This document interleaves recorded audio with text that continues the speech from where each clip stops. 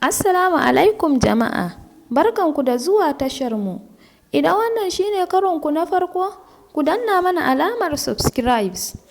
Ga wata sanarwa ta musamman daga kamfanin Abnur Entertainment. Sakamakon rasuwar ɗaya daga cikin ma'aikatanta na gari, amintacce, gogagge, kuma mai ƙwazo. Kamfanin Abnur Entertainment da General Media Solution, kamfanin na sanar da ku cewa ta ɗauki wannan mataki ne domin alhinin rasuwar Baba Nura Sharuf.